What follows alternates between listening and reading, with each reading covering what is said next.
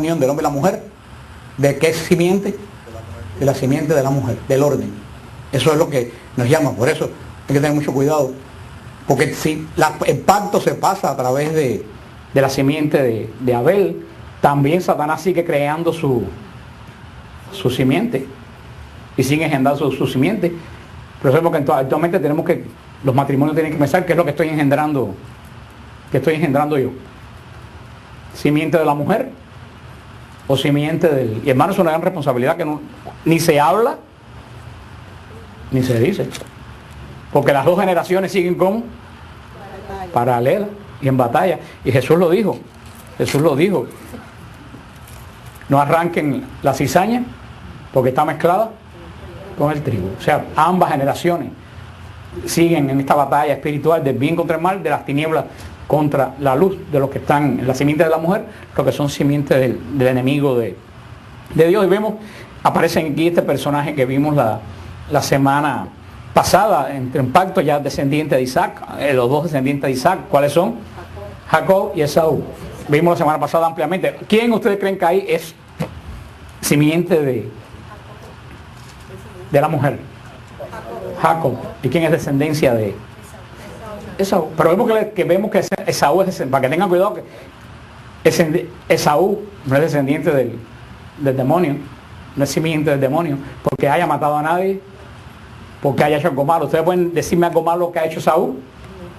Esaú no hizo absolutamente nada malo. ¿Cuál es la maldad de Esaú? A mí me da igual cualquier cosa. La indiferencia. También, hermanos, si malo es hacer mal es dejar de hacer el bien. Es tan malo dejar de hacer el bien como hacer el mal. Ambos son condenables a los ojos de Dios. Eso por la persona que dice, no, pero si yo no mato, no.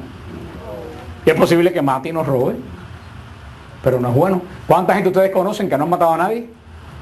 Que no han robado a nadie, pero que no son buenos. ¿Ustedes no conocen a alguna persona que no es buena y sin embargo nunca ha matado a nadie? Eso para que no tengan ustedes tentación de decir, ay, pero si no soy malo, si yo no mato, ni robo. El dejar de hacer bien es también un pecado abominable a los ojos de... Porque un bien que tú dejas de hacer lo llena Satanás con un mal. Y eso vemos que es la maldad de Esaú, de no importarle, y lo decíamos la semana pasada, a una persona que no le importa nada, Dios no puede hacer absolutamente nada con él. Porque una persona que no le importa nada, ¿qué es lo que tiene adentro? Nada. Y Dios, donde hay nada, no saca nada.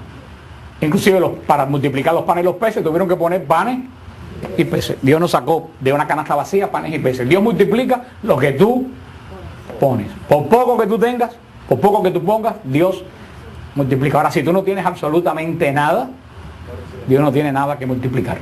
Y eso es lo que le pertenecía a Esaú. Dentro de Esaú no había nada. A Esaú no le importaba nada. A Esaú lo que le importaba es el momento que estaba viviente y su satisfacción personal. ¿Le suena ajeno esto?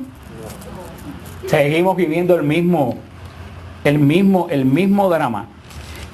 Pero vamos a tener esto bien en perspectiva. Esaú no le importaba nada. Jacob le importaba demasiado. Y también Jacob estaba mal. Jacob estaba bien lo que hizo. No estaba bien lo que hizo. Pero sin embargo, Dios puede trabajar con lo que tiene Jacob. Pero Dios no puede hacer nada con Esaú. ¿Qué es lo que estamos hablando? Dios no puede hacer nada con nada. Por eso cuando tú tienes, aunque tengas mala inclinación, aunque tengas mal discernimiento, pero cuando tú tienes ímpetu de hacer algo, Dios trabaja y transforma eso que tú tienes. Por eso entramos en el capítulo 27, en el versículo 1 de Génesis, capítulo 27, versículo 1. Como hubiera envejecido Isaac y ya no hubiera por tener debilitados sus ojos, llamó a Esaú, su hijo mayor, y le dijo, hijo mío, le respondió, aquí estoy. Mira, dijo, me he hecho viejo e ignoro el día de mi muerte. Así pues, toma tus saetas, tu aljaba y tu arco, sal al campo y me cazas alguna pieza. Luego me haces un guiso suculento, como a mí me gusta, y me lo traes para que lo coma y al fin de bendecirte antes de morir. Ahora bien, Rebeca estaba escuchando la conversación de Isaac con su hijo Esaú. Esaú se fue al campo a cazar alguna pieza para el padre. Entonces Rebeca dijo a su hijo Jacob, acaba de oír a tu padre que hablaba con tu hermano Esaú y le decía, tráeme caza y hazme un guiso suculento para que yo coma y te bendiga delante de Yahvé antes de morir. Pues bien, hijo mío, hazme caso en lo que te voy a recomendar. Ve al rebaño y tráeme de allí 2 cabritos hermosos y haré con ellos un guiso suculento para tu padre como a él le gusta. Tú se lo presentas a tu padre que lo comerá para que te bendiga antes de morir. Jacob dijo a su madre Rebeca, pero si mi hermano Esaú es velludo, yo soy lampiño. Al verme así, papá, mi padre, a ver si me palpa mi padre y le parece que yo estoy mofándome de él. Entonces me habré buscado una maldición en vez de una bendición. Le dice su madre, sobre mí tu maldición, hijo mío. Tú obedéceme y basta. Y me los trae. Y fue a buscarlo y llevó a su madre, que hizo un guiso suculento como le gustaba a su padre.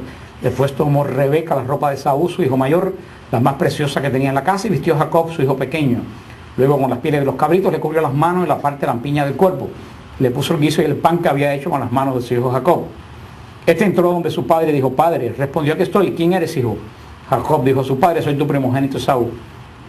He hecho como dijiste. Anda, levántate, siéntate y come de mi casa para que me bendigas. Dice Isaac a su hijo, qué listos han dado en hallarla, hijo. Respondió, sí, es que Yahvé tu Dios me la puso delante. Dice Isaac a Jacob, acércate para que te palpe, hijo, a ver si realmente eres o no mi hijo Esaú. Jacob se acercó a su padre Isaac, que lo palpó y le dijo, la voz es de Jacob, pero las manos son las de Esaú. Y no lo reconoció porque sus manos estaban velludas como las de su hermano Esaú. Luego se dispuso a bendecirlo y dijo, eres realmente mi hijo Esaú. Respondió él mismo.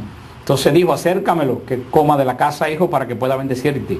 Le acercó a la casa y comió, le trajo también vino y bebió. Luego le dice su padre Isaac, acércate y bésame, hijo. Le acercó y lo besó al aspirar. Isaac, el aroma de su ropa, lo bendijo diciendo, es el aroma de mi hijo, como el aroma de un campo que ha bendecido Yahvé. Pues que Dios te dé el rocío del cielo y la grosura de la tierra, cantidad de trigo y mosto, que te sirvan los pueblos y te honren las naciones. Sé Señor de tus hermanos, se adoren los hijos de tu madre, quien te maldiga, maldito sea, quien te bendiga, bendito sea. Así hubo concluido Isaac de bendecir a Jacob, y justo cuando acababa de salir Jacob de la presencia de su padre, llegó Esaú de su cacería. Aquí sigue la historia. Vemos esta historia, frecuencia que hemos dicho montones de veces, es que la Biblia no es un libro de ¿qué? De datos. Las personas que están en la Biblia buscando datos, ¿en qué se queda? Mira qué tramposa es Raquel, Eli. Esos son, ¿de qué te sirve a ti? De hablar más de la familia de Jacob. A los que no le alcanza para hablar más de toda la gente que conoce, pues le da por hablar más de la gente de la Biblia. Nosotros no estamos aquí buscando ¿qué cosa?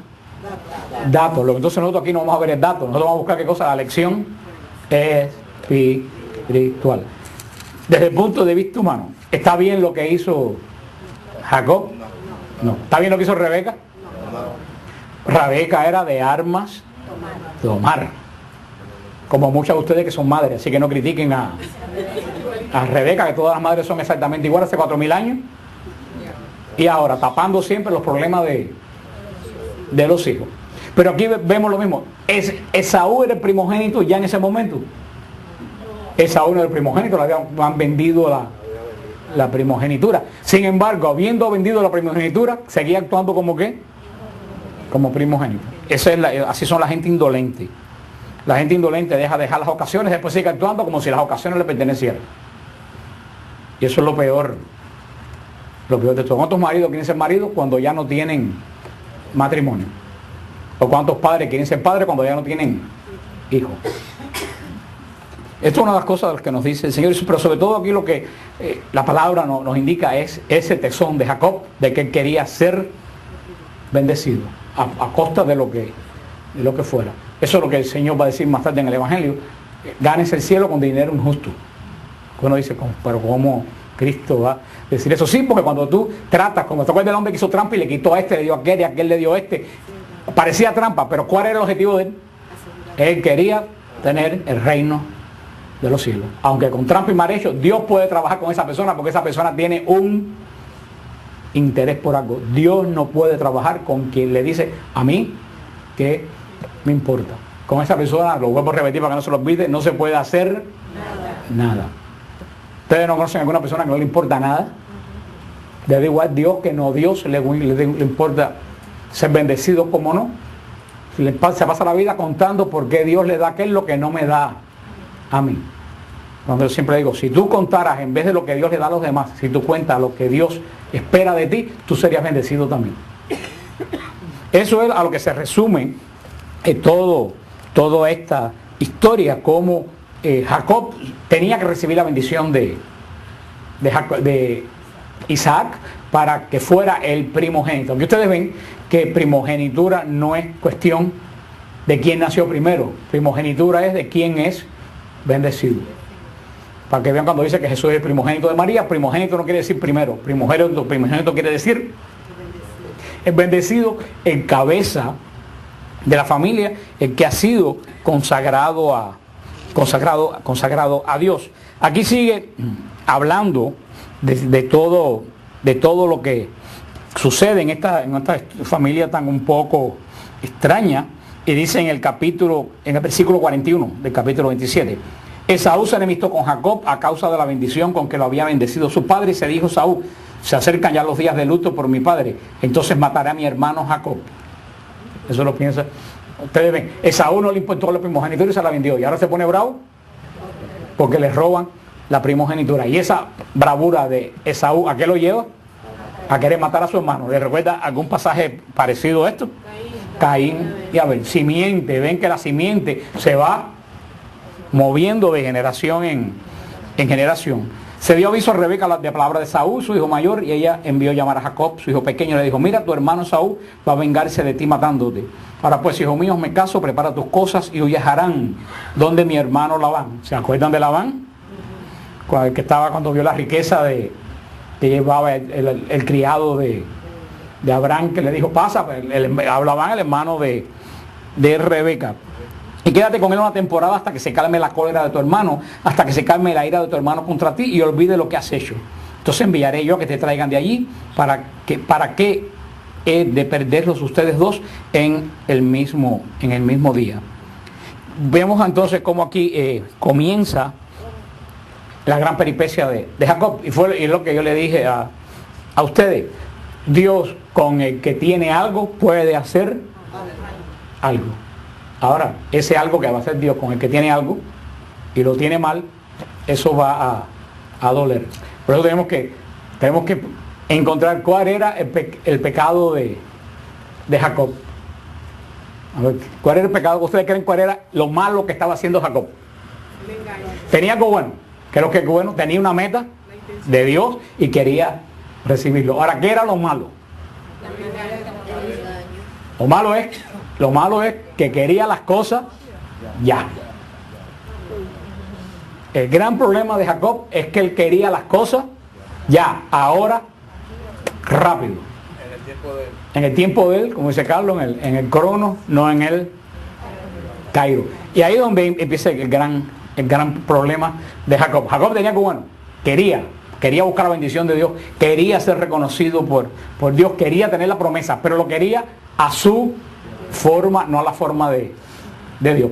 Pero había materia para poder hacer algo. Y vaya, así. Por eso, identificando cuál es el problema de Jacob, ya podemos entender el resto de la historia. Jacob era una persona impaciente.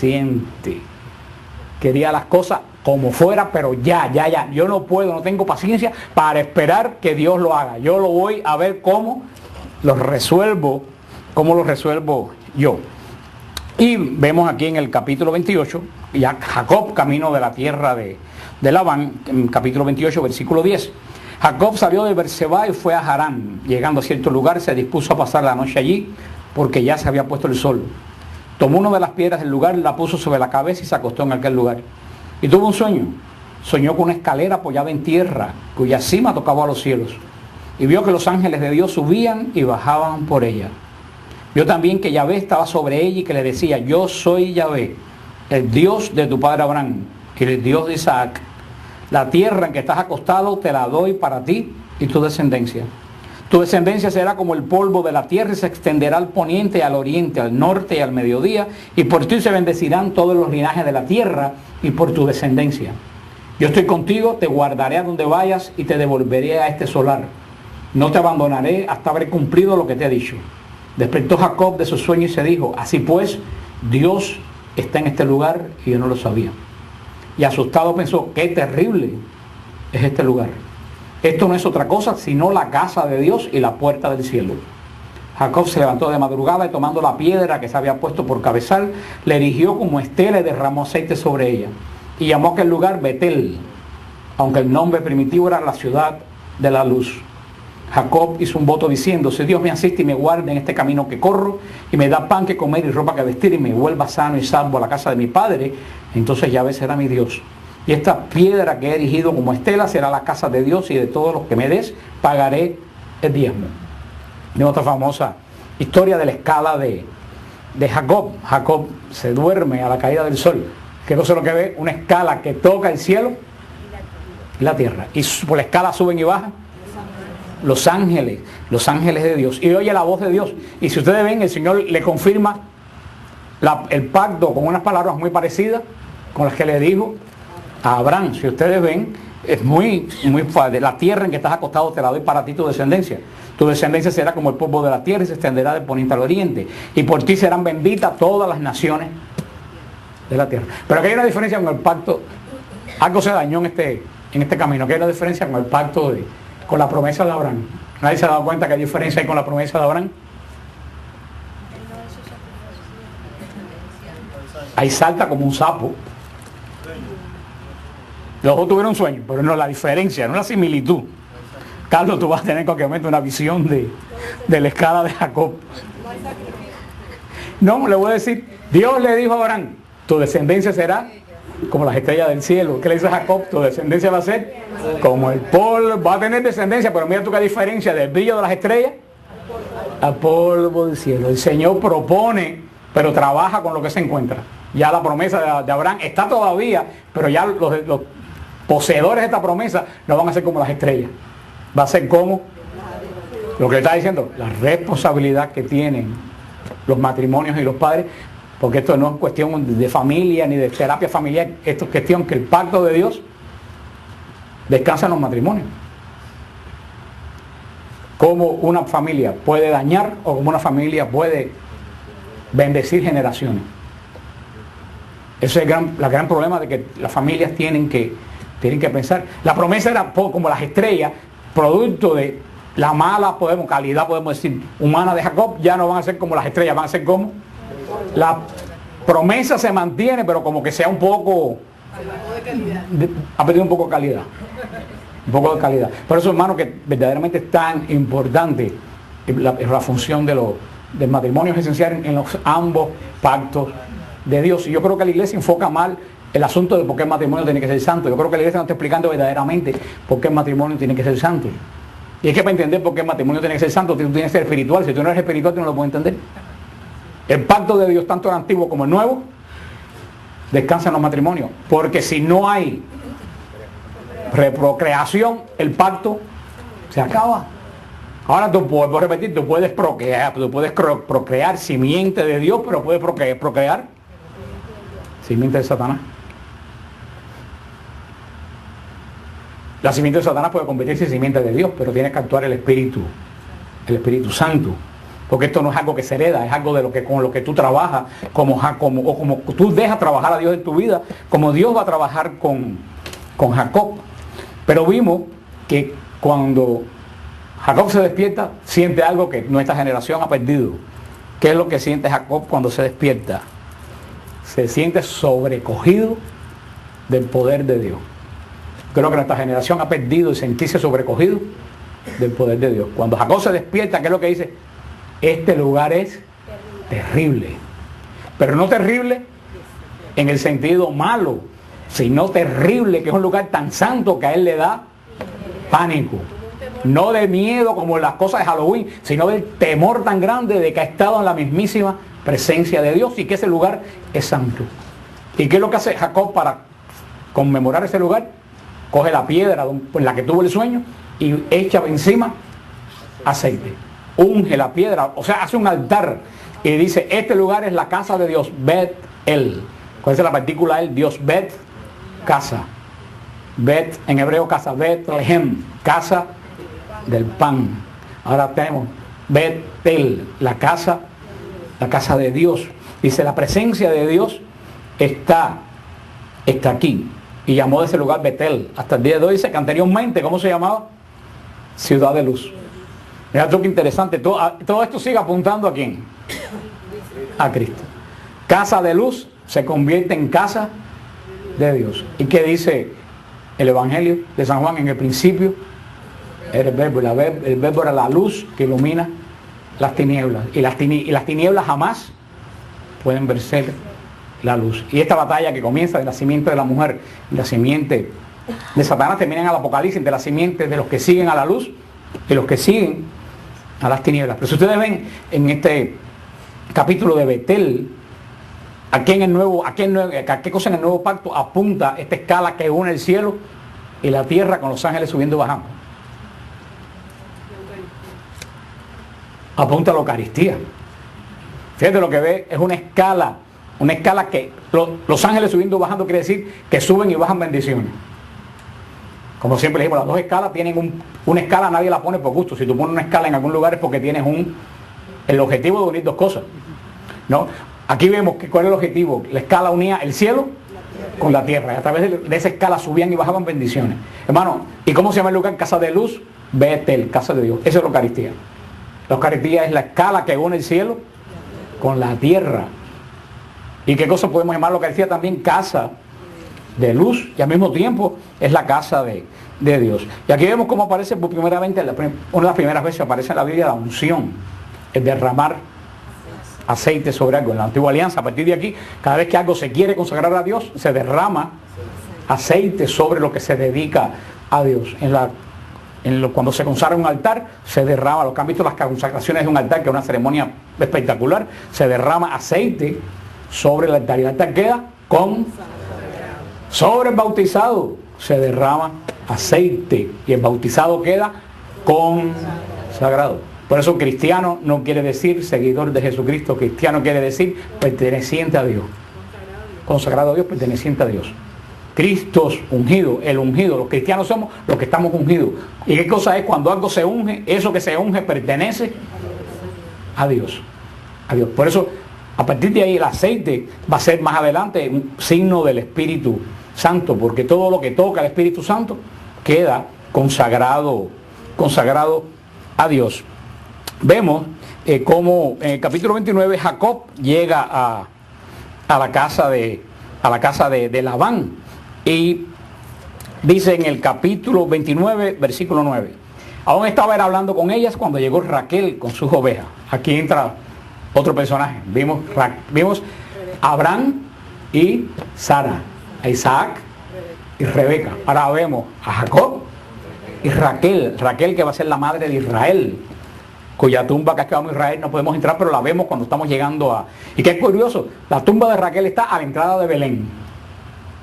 No está por casualidad la tumba de Raquel a la entrada de Belén, y eso lo han puesto los judíos, no lo han puesto los cristianos. Vio Jacob besó a Raquel, y luego había un sollozos. Jacob anunció a Raquel que era pariente de su padre e hijo de Rebeca. Ella echó a correr y se lo contó a su padre.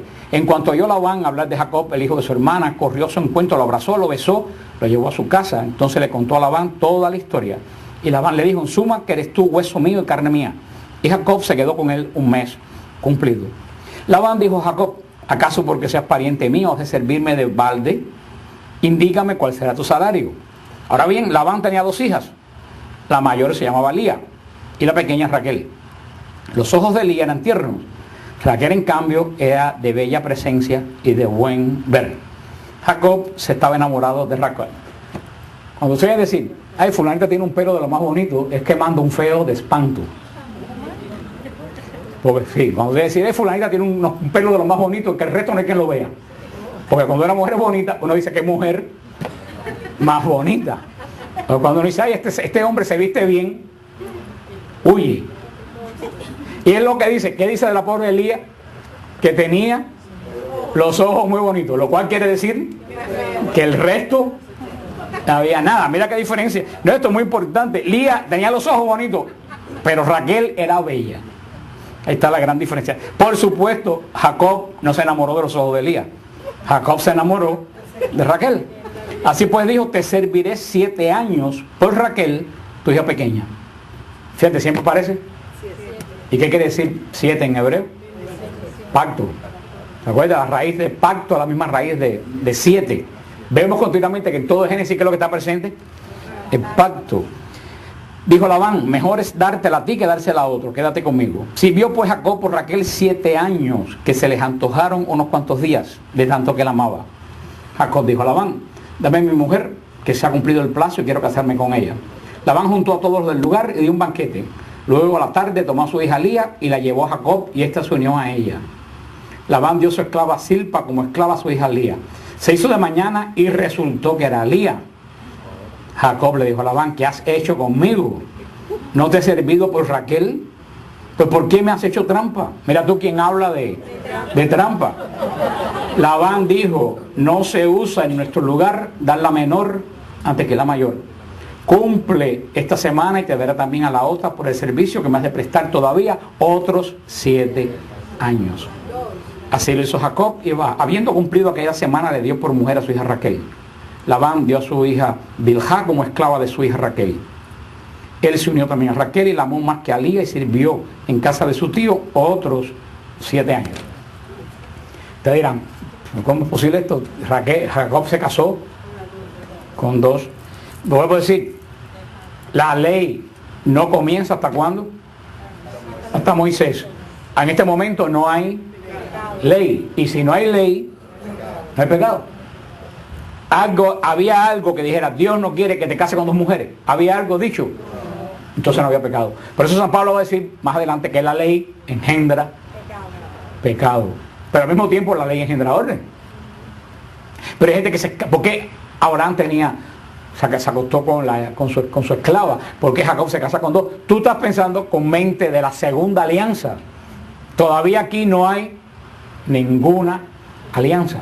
Y como no hay alianza y no hay ley, no hay pecado. Son las costumbres. Para que haya pecado, tiene que haber conciencia de pecado. Si tú haces un acto en tu vida pecaminoso, pero tú no sabes que eso es pecado, eso no es pecado. Y si tú haces algo bueno pensando que con eso ofendes a Dios, eso es pecado. Porque es la intención de ofender a Dios. Claro, tenemos la obligación de conocer. Pero aquí no había intención de ofender a Dios porque no había ley. ¿Ustedes entienden eso? Y es muy importante lo que sucede. Aquí sucede algo de lo que yo le estaba comentando a ustedes cuando empecé a hablar sobre Jacob. Con el que tiene algo, se puede hacer algo. Pero con quien no tiene nada, no se puede hacer nada. En Jacob había algo y Dios va a trabajar con el algo que tiene Jacob. En Esaú no había nada y Dios no puede hacer nada. Ahora bien, ¿cómo lo definimos también? ¿Cuál era el mal de Jacob? Todo lo quería rápido. Ahora Dios va a trabajar ¿con qué cosa? Con la paciencia de Jacob. Y se enamora de Raquel. Y tiene alguien que quería las cosas ya. Tiene que trabajar 7 años. 7 años. Desde el 2002 hasta ahora. Y cuando le dan a la mujer, no era la que él quería. Y tiene que trabajar 14 años. El Señor empieza a trabajar con Jacob. ¿En qué área? Con la paciencia. 14 años para lograr algo que quería cuando él la primogenitura la ganó de momento. Eso hace años cuando estábamos en San Gil todavía, que yo explicamos esto, dijimos, esto se llama quebrantamiento espiritual. Y anótalo porque a lo mejor tú vas a entender muchas cosas que te pasan. Esto se llama quebrantamiento espiritual. ¿Qué cosa es quebrantamiento espiritual? Quebrantamiento espiritual es que si Dios quiere trabajar en ti, Dios te va a dar duro. ¿En qué parte? En el área que tienes duro. Y te va a estar, yo siempre la que yo ponía el ejemplo, ¿se acuerdan cuando nuestras madres, nuestras abuelas compraban la carne en las carnicerías? Y te acuerdas cuando llegaba con la carne envuelta a la casa en un papel. ¿Te acuerdas que hacían las madres, las abuelas de nosotros? Cogían un palo. ¿No se acuerdan cómo le daban palo una masa, le daban a bistec? ¿Y dónde le daban más duro? Donde estaba más duro. ¿Y por qué le daba más duro? Donde estaba más duro. Por odio, ¿viste? ¿Para qué? ¿Y para qué lo querían ablandar? Para que se pusiera bueno. Y se pudiera comer. Así Dios hace en el alma de nosotros. Cuando Dios descubre que en el ser humano se puede hacer algo, pero ese algo está duro, Dios te va a dar más duro en el área que tienes duro. Y mientras más dura está esa área, más duro te va a dar. Por odio. No, para que tú seas agradable a Dios, para que tú seas. Y ahí esto se llama quebrantamiento espiritual. Y hermano, eso le pasa a todas las personas que vienen a Cristo. Toda la persona que viene a Cristo y tiene un área dura de su vida, prepárate a recibir palo. Así que si tú recibes palo en un área, más vale que tú pienses en qué área de mi vida yo estoy recibiendo los palos. Y cuando tú lo encuentres, tú dices, ese es el área que tengo dura. Hermano, eso es un misterio espiritual. Pero créeme, si Dios no te da palo a ti después de tu conversión, quiere decir que tú no tienes remedio. Que Dios no encontró en ti nada duro porque no encontró nada. Todos los que venimos a Cristo, nadie venimos a Cristo perfecto. Todos los que venimos a Cristo, venimos con algo duro en nuestra vida. No existe, el único santo es Cristo. Todo el que viene a Cristo viene con un área endurecida. Y a la vez que tú te enfrentas a Cristo, Cristo va a ver dentro de ti esa área y la va a empezar. ¿Duele? Vaya si duele. El bistec no puede gritar, pero si el bistec pudiera gritar a cada... Menos que se me olvidó un ejemplo que podía poner el padre Villaronga, que en gloria esté. Ponía un ejemplo que nunca se me olvidó. Es decir, cuando Miguel Ángel hizo la piedad, él vio un pedazo de mármol, pero ese mármol, ¿qué cosa era? Una piedra. ¿Ustedes han visto alguna vez un mármol en bruto? Cuando vamos a Italia, no brilla ni nada, es un pedazo de piedra. Él vio un pedazo de piedra lleno de suciedad, y cuando él miró ese mármol, su imagen de artista, sus ojos de artista, ¿qué vio en el mármol? Él vio la piedad. Me imagino que tenía una forma así, y él cuando la miró, la gente pasaba por la calle, ¿y qué es lo que veía? Una piedra. Miguel Ángel pasó, miró, ¿y qué vio? La imagen. Y para sacar la imagen dentro del mármol, ¿qué fue lo que tuvo que hacer? Golpe y golpe y golpe. Y el padre Villaronga decía, imagínate que el mármol pudiera sentir a cada martillazo y cada cincelazo, ¿qué haría el mármol? Gritaría, ¿qué diría? ¿Por qué me están haciendo esto? Pero cuando Miguel Ángel terminó de hacer eso, ¿qué fue lo que salió de las manos de Miguel Ángel? Una obra de arte. Ahora decía padre Villaronga, imagínate que Miguel Ángel hubiera cogido lástima del mármol y no hubiera seguido dando. Dice, a lo mejor hubiera terminado siendo una taza de inodoro o un piso de San Pedro, pues donde todo el mundo camina. No hubiera sido una obra de arte. ¿Qué hizo esa piedra una obra de arte? Primero, la visión del artista, y segundo, los golpes que le dieron. Dice, así es como Dios con nosotros. Dios cuando te mira a ti, a lo mejor la gente pasa por al lado y dice, ese es un pesado, esa es una yo no sé qué. Cuando Dios te mira, Dios mira lo que hay en ti y quiere sacar lo que hay en ti. Ahora, para sacar lo que hay en ti, tiene que arrancar lo que te sobra. ¿Y eso cómo lo arranca Dios? A golpe. Si tú dices, no quiero más golpes, terminará siendo un pedazo de piedra lleno de musgo, lleno de algo por ahí. Si tú te dejas zarandear por Dios, ¿qué es lo que vas a terminar haciendo? Una obra de arte. Por eso, cuando uno se convierte en Señor, hay cosas que le empiezan a pasar. Por eso, esta noche piensa, ¿qué cosas hay en mi vida que continuamente me están dando palo? Cuando te metes esa área, dices, esta es el área que yo tengo que... Oye, hermano, yo sí sé dónde se me dio palo a mí. Y vaya si me dio. Y vaya si me dio. Y al principio uno no lo entiende. Al principio es muy difícil. Tú dices, ¿por qué? Pero después que pasa el tiempo, es como el mármol si se pudiera ver. Después que la pietad pasa el tiempo y mira para atrás, ¿qué dice la pietad? Valió la pena los golpes, porque mira cómo hay generaciones que pasan admirando la obra que soy yo. El quebrantamiento espiritual duele. Por eso, gente con grandes quebrantamientos espirituales en la Biblia. El primer gran quebrantamiento que tenemos espiritual en la Biblia, ¿quién es? Jacob. ¿De qué área le dio el Señor? La impaciencia. Trabaja 7 años y cuando los 7 años, esta no es la que yo quiero. Otro, que te aseguro en esos 14 años, fíjate, 7 y 7. Te aseguro que en esos 14 años Jacob se hizo el rey de la paciencia. Otro quebrantamiento espiritual en el Antiguo Testamento. Quebrantamiento espiritual grande, el rey David. El rey David. ¿Cuál era el punto débil del rey David? Las mujeres. Y el Señor le dio, vaya si le dio, hasta las familias se le desbarató. Y cuando David escribe el hermoso salmo, misericordia, Dios mío, pues tu inmensa compasión borra mi culpa. En el Nuevo Testamento, un quebrantamiento espiritual grande. A ver, ¿quién se le ocurre en el Nuevo Testamento un quebrantamiento espiritual grande? Pedro. En Pedro había algo, claro, por eso Dios lo cogió para ser primado de la iglesia. ¿Qué es lo que había en Pedro? Lo mismo que Jacob, el deseo de hacer todo rápido, ya. Ahora, ¿quién que hacer? ¿A dónde hay que ir? Yo no te dejo yo. En Pedro, uno de las cosas que el Señor tenía que trabajar en Pedro era, vamos, miren, dos personas, el joven rico y Pedro. El joven rico pausado, sereno, bueno, que le dice el Señor, el joven rico, el Señor, todo eso que tú me has dicho, yo lo he cumplido desde que soy joven. Y el Señor no le dijo mentira, el Señor lo amó. Quiere decir que era verdad que el joven rico había sido bueno. Pero cuando el Señor le dijo, te falta hacer algo más allá de ser bueno, vende lo que tienes y sígueme. El joven no hizo nada. El Señor no pudo, y el Señor le dijo, ven, quédate. No, el Señor no puede trabajar donde no hay nada. Sin embargo, Pedro, lleno de defectos, el Señor lo hizo primado de la iglesia. Pero ve ese Señor lo esa impetuosidad de Pedro. ¿Te acuerdas, Jueves Santo? No, a mí tú no me lavas. Y a los 3 minutos, no, lávame la cabeza y el cuerpo entero. Tú no ves. Cósense, porque todos ustedes y yo somos igualitos que Pedro. Y después, ¿qué cosa? Aunque todos te abandonen, yo jamás te abandonaré.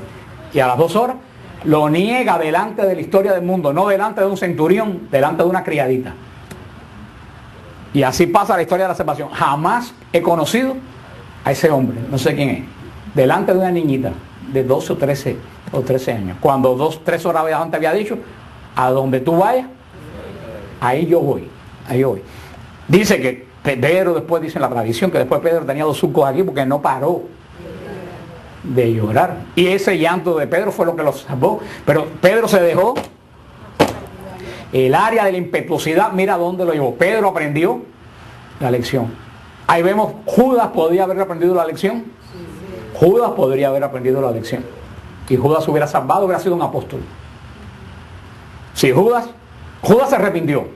¿Se arrepintió o no se arrepintió? Sí. Se arrepintió porque votó las monedas. Se arrepintió, pero no confió en la misericordia de Dios. Dijo, ni ese me va a perdonar, ni yo tengo perdón. Y se ahorcó. Echándole 1000 leñas de fuego al problema que tenía antes. Porque el que se suicida, si piensa que se arregle el problema, ahí su problema empieza. Y los problemas de la tierra se arreglan, pero los problemas eternos jamás se arreglan. Y eso es lo que los suicidas no piensan, que es lo que no pensó Judas. El suicida quiere ser rápido su situación, sin saber que se va a meter en una situación que va a ser siempre, para siempre, siempre. Mal negocio, muy mal negocio. Cambias el disgusto de media hora por un disgusto que jamás tendrá fin, y ya después no te puedo volver a suicidar porque ya ahí no hay suicidio. Y la gran angustia del infierno es que aquí algo mañana puede cambiar, pero en el infierno jamás nada cambia. Judas podría haber sido restituido, hubiera sido apóstol, hubieran habido Judas apóstol, pero le faltó. Judas no se quiso dejar quebrantar. Judas no quiso decir, Señor, me equivoqué, no sirvo para nada, no tengo juicio, no sé ser fiel a nada. Y eso es la gran diferencia. Por eso vemos que, vaya, si Jacob va a entender la lección. Y la semana que viene vamos a ver en el versículo de capítulo 30 en adelante cómo Jacob es bendecido. Y no solo cómo Jacob es bendecido, porque lo bueno del caso es que Jacob aprende la lección. Por eso Jacob, ¿se acuerdan qué quería decir Jacob en hebreo? Mentiroso. Rojizo quiere decir rojizo, pero también quiere decir mentiroso. Jacob quiere decir mentiroso, impetuoso, quiere decir Jacob. Y el Señor le va a cambiar el nombre a Jacob y le va a poner el nombre de Israel, fuerza de Dios. ¿Cómo? Jacob se deja transformar y el Señor hace un pacto con Jacob. Y Jacob va a ser el padre del pueblo de Israel. Y Raquel va a ser la madre del pueblo de Israel. Aquí estamos asistiendo al tercer Bereshit. Vimos el Bereshit de la creación. El cuarto Bereshit, vimos el Bereshit de la creación del mundo. El inicio, Bereshit en hebreo, inicio. Vemos el Bereshit del pecado. Cómo se origina el pecado. Vemos el Bereshit de la fe con Abraham. Y aquí vamos a ver el Bereshit del pueblo de la promesa. Fíjate cómo Dios va trabajando. Promesa, familia, y estamos entrando ¿en qué? En pueblo. Vamos a ver que después el pueblo se va a transformar en nación. Y en nación en reino. Todo esto apuntando ¿a quién? A la venida del Mesías. Porque el Señor, las cosas de Dios tienen que ser sin que nadie las haya usado. Y el pueblo de Dios va a ser un pueblo que nace de la voluntad de Dios, no un pueblo creado de la voluntad del hombre. Pero fíjate cómo el Señor se ha demorado en hacer las cosas. Y vemos la lección de Jacob. ¿Cuál es la lección de Jacob? Primero, si no hay nada, Dios no hace nada. Tú tienes que poner algo en la canasta. Por eso, cuando uno ve una persona, por muy mala que sea, si esa persona tiene deseos de, Dios puede hacer algo. Pero cuando te encuentras una persona que a mí me da igual, hay que orar. Lo primero que hay que orar es para que el Señor ponga algo o hacer algo para que esa persona reaccione y haya algo dentro de esa persona. Desafortunadamente, inclusive dentro de la misma iglesia hoy en día, ¿qué es lo que vemos? Gente que no tiene nada. Tú vas a misa y mira a la gente que está en misa y tú te das cuenta que esa gente no trajeron nada. Y si tú vas a misa y no llevas nada, Dios no bendice nada porque no hay nada. Tú por lo menos dices, Señor, mira, aquí te traigo una retahíla de pecado que mete miedo. Pero te lo traigo y lo pongo arriba del altar. Hermano, Dios va a trabajar con ese pecado. Y lo va a arreglar, lo va a transformar, lo va a sanar, lo va a bendecir. Ahora, cuando una persona llega a misa y no trae nada y no pone ni siquiera pecado encima del altar, Dios no puede hacer nada. Por eso que mucha gente de la misa sale más vacío de lo que entraron, porque no traen nada, porque se murieron hace una pila de tiempo espiritualmente. Y esa persona, ay, pero si yo no hago nada malo, yo no mato, no robo, y vengo a misa el domingo 45 minutos y doy $1. ¿Qué es lo que le dijo el Señor a ese tipo de gente? Las prostitutas van delante de ustedes al reino de Dios. Hoy en día hubiera dicho, los drogadictos van delante de ustedes al reino de Dios. Cristo hoy en día se lo hubiera gritado en la catedral, en un día de Navidad, lo hubiera gritado del arzobispo para abajo, todo lo que están, los borrachos de downtown van delante de ustedes al reino de Dios. Porque esa gente por lo menos tienen algo, ustedes no tienen nada. No tienen nada porque no les importa nada. Por eso que Cristo no era popular. ¿Y por qué muchas veces la iglesia es popular hoy en día? Porque no está diciendo nada. No está diciendo absolutamente nada para quedar bien con todo el mundo. Y la misión de la iglesia es decir cosas y meterse en lío. Cuando la iglesia se mete en lío es que está diciendo lo que tiene que decir. Pero cuando no se mete en lío es que no está diciendo nada. Y hay pecados que por no decir nada se condena a la iglesia y se condena a los demás. Así que aprende la lección, aplícala en tu vida y trata de aplicarla en la vida de los demás. Y cuando alguien tiene algo y viene al Señor, prepárate. Y no piensen que los golpes vienen. Tú dices, ¿por qué ahora que me convertí me pasan estas cosas? Te pasan estas cosas porque el Señor te está. ¿Qué dijimos cómo se llamaba? Quebrantando. Está haciendo un mapa contigo. Para después, ¿qué cosa? Levantarte, hecho como una persona nueva, donde ya la parte dura se hablando y eres agradable. Ese es el mensaje de Jacob. Más allá de si Raquel hizo bien, de si Raquel fue una tramposa y si Raquel le engañó, más allá, ese no es el mensaje. El mensaje es este que estamos dando dentro del pacto, cómo esto va trabajando en el pacto. Ya vemos que el pacto de una familia está apuntando a qué cosa? A un pueblo. A un pueblo. Mira cómo Dios va trabajando en la historia de la salvación dentro del pacto, y todo esto no es pueblo Dios porque quiso tener un pueblo, todo esto apuntando a Jesucristo. ¿Dónde está Jesucristo aquí? En la bendición que recibe Jacob. En ti serán bendecidas todas las naciones de la tierra, que es la bendición que recibió Abraham. ¿Y quién es la plenitud de esa bendición? No, antes que Cristo, la plenitud de esa bendición es María. En María serán benditas todas las naciones de... Jesús no es bendito, ya Jesús es bendito de por sí. En María serán benditas todas las naciones de... Porque María va a resumir todo este camino del antiguo pacto del pueblo de Dios. Todo este prototipo del pueblo de Dios que apunta al Mesías se va a resumir en el vientre de María. Es la culminación del pacto de Dios, es el vientre de María, por lo tanto María. Esaú no es descendiente del demonio, no es simiente del demonio, porque haya matado a nadie, porque haya hecho algo malo. ¿Ustedes pueden decirme algo malo que ha hecho Esaú? Esaú no hizo absolutamente nada malo. ¿Cuál es la maldad de Esaú? A mí me da igual cualquier cosa. La indiferencia. También, hermanos, si malo es hacer mal es dejar de hacer el bien. Es tan malo dejar de hacer el bien como hacer el mal. Ambos son condenables a los ojos de Dios. Eso por la persona que dice, no, pero si yo no mato, no. Y es posible que mate y no robe, pero no es bueno. ¿Cuánta gente ustedes conocen que no han matado a nadie? Que no han robado a nadie, pero que no son buenos. ¿Ustedes no conocen a alguna persona que no es buena y sin embargo nunca ha matado a nadie? Eso porque no tengan ustedes tentación de decir, ay, pero si no soy malo, si yo no mato, ni robo. El dejar de hacer bien, que es también un pecado abominable a los ojos de... Porque un bien que tú dejas de hacer, lo llena Satanás con un mal. Y eso vemos que es la maldad de Esaú, de no importar, y lo decíamos la semana pasada, a una persona que no le importa nada, Dios no puede hacer absolutamente nada con él. Porque una persona que no le importa nada, ¿qué es lo que tiene adentro? Nada. Y Dios, donde hay nada, no saca nada.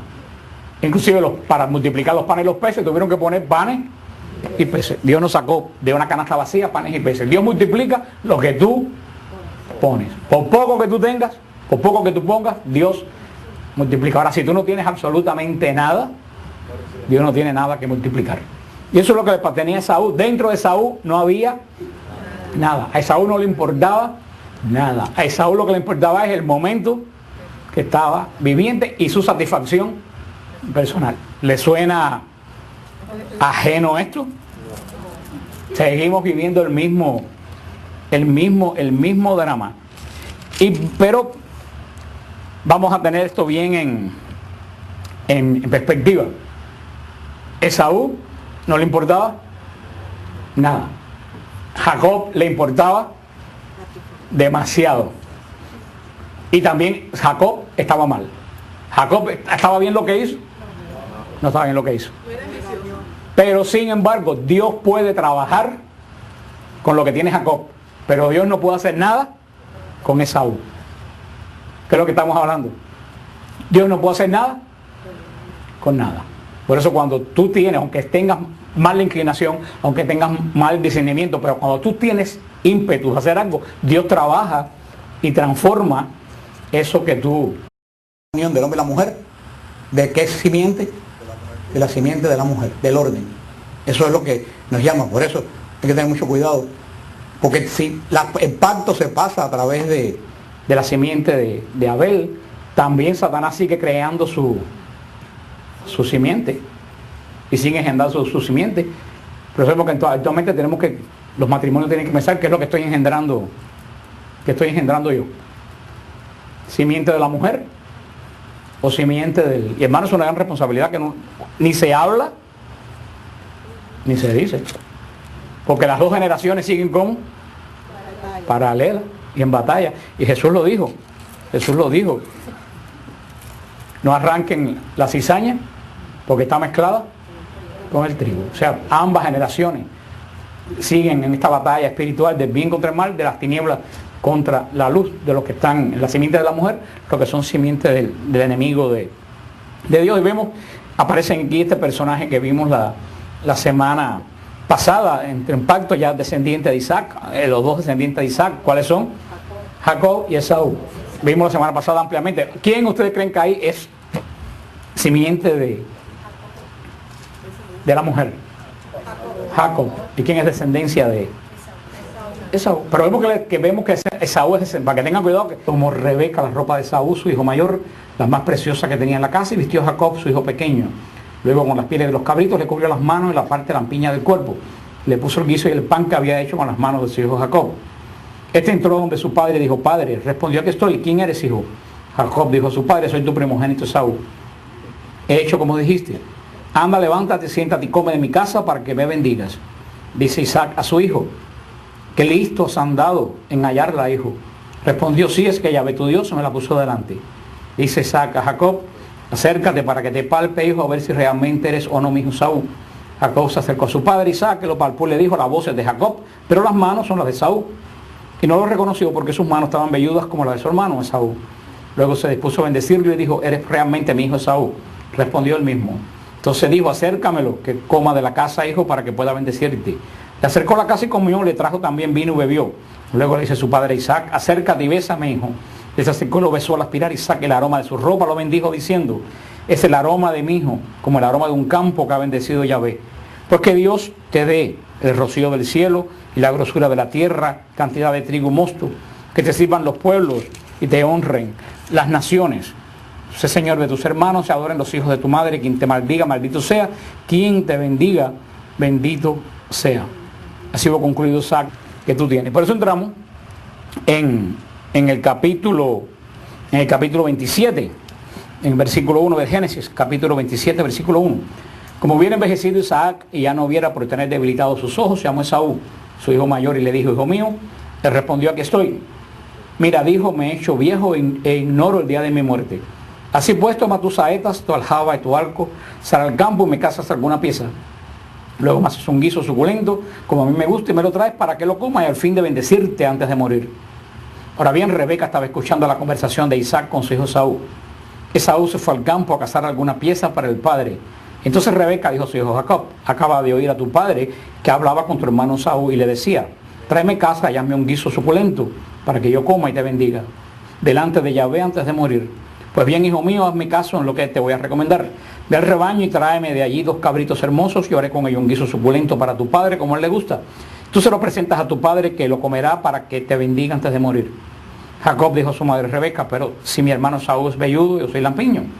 Al verme así, papá, mi padre, a ver si me palpa mi padre y le parece que yo estoy mofándome de él. Entonces me habré buscado una maldición en vez de una bendición. Le dice su madre: Sobre mí tu maldición, hijo mío. Tú obedéceme y basta. Y me los trae. Y fue a buscarlo y llevó a su madre, que hizo un guiso suculento como le gustaba a su padre. Después